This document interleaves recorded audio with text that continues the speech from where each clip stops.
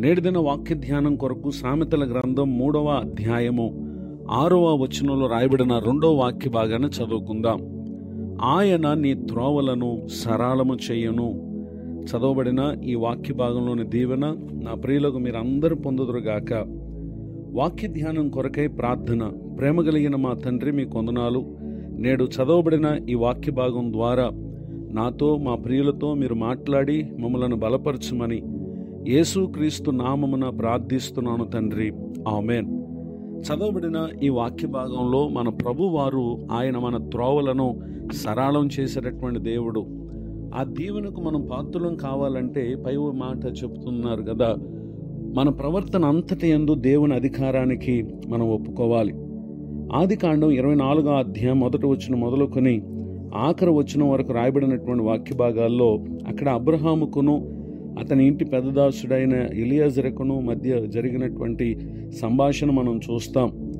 అబ్రహాము తన కుమారుడైన ఇస్సాకుకు భార్యను తెచ్చు నిమిత్తమై తన స్వదేశమందున్నటువంటి బంధువుల యొద్దకు అతనిని పంపించుటను మనం అక్కడ గమనించగలం. అయితే ఈ విషయమై 24వ అధ్యాయము 7వ వచనంలో అక్కడ రాయబడినటువంటి మాట ఏంటంటే, నా తండ్రి ఇంట నుండి నేను పుట్టిన దేశము నుండి నన్ను తెచ్చి నాతో మాట్లాడి, నీ సంతానమునకు ఈ దేశమును ఇచ్చేదనని ప్రమాణం చేసి నాతో చెప్పిన పరలోకపు దేవుడు యెహోవా తన దూతను నీకు ముందుగా పంపును. అక్కడ నుండి నీవు నా కుమారునికి భార్యను తీసుకొచ్చేదవు అని చెప్పి అక్కడ పలుకుటను మనం గమనించగలం. ఈ విషయం విన్నటువంటి తన ఇంటి పెద్దదాసుడైనటువంటి ఎలియాజరు బయలుదేరి వెళ్ళాడు. వెళ్ళిన తర్వాత అతడు నాహోరు అనేటటువంటి పట్టణమునకు చేరి అక్కడ సాయంకాలం మందు స్త్రీలు నీళ్లు చేదుకొని వచ్చే వేళకు అతడు ఊరి బయటనున్న నీళ్ల బావి వద్ద తన ఒంటెలను మోకరింపచేసి అక్కడ 12వ వచనంలో చెప్తున్న మాట, నా యజమానుడకు అబ్రహాము దేవుడు అని యెహోవా నేను వచ్చిన కార్యము త్వరలో సఫలం చేసి నా యజమానుడకు అబ్రహాం మీద అనుగ్రహము చూపుము అని చెప్పి అతడు దేవుని వేడుకుని ఆ తర్వాత వచనాలలో అతడు దేవుని చిత్తమేదో గ్రహించి నిశ్చయముగా తన యజమానుడైనటువంటి అబ్రహాము కుమారుడు ఇస్సాకు కొరకు రిబ్కాను తీసుకుని వెళ్ళినటువంటి విషయాలను మనము ఆదికాండం 24వ అధ్యాయము 61వ వచనంలో మనం చూస్తాం.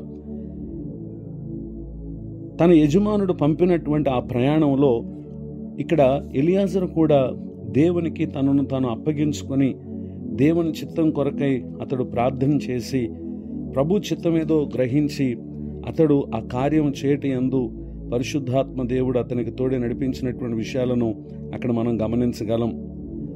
ఆదికాండం 24వ అధ్యాయము 48వ వచనంలో, నా తల ఉంచి యెహోవాకు మ్రొక్కి అబ్రహామును నా యజమాను దేవుడని యెహోవాను స్తోత్రం చేసి తిని అనేటటువంటి విషయాన్ని కూడా ఇక్కడ చూస్తున్నాం. ఏలయనగా ఆయన నా యజమానుని యొక్క సహోదరుని కుమార్తెను అతని కుమారునిగా తీసుకున్నట్లు సరి అయిన మార్గమందు నన్ను నడిపించను అనేటటువంటి విషయాన్ని మనం చూస్తున్నాం. ఈ మాటలు వింటున్నటువంటి నా ప్రియ సహోదరి సహోదరులు, మనం జీవితంలో ఎదుర్కొనే పలు పరిస్థితుల్లో దేవుడు నిశ్చయముగా నాడు ఎలియాజర్ నడిపించినట్లే ఆయన మనలను కూడా సరి అయిన మార్గంలో ఆయన మనల్ని నడిపిస్తారు. ఎప్పుడు అనంటే మనము ఆయనకు లోబడినప్పుడు, మన ప్రవర్తన అంతటి యందు ఆయన అధికారానికి ఒప్పుకున్నప్పుడు మనం ఊహించని, మనం తలంచని ఆశ్చర్యకార్యాలు ప్రభు చేస్తారు.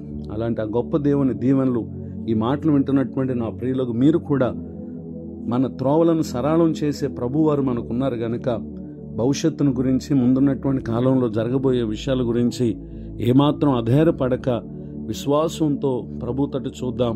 ఈ దీవెనలకు పాత్రలం అవుదాం. పరిశుద్ధాత్మ దేవుడు మనకు తోడ నడిపించునుగాక.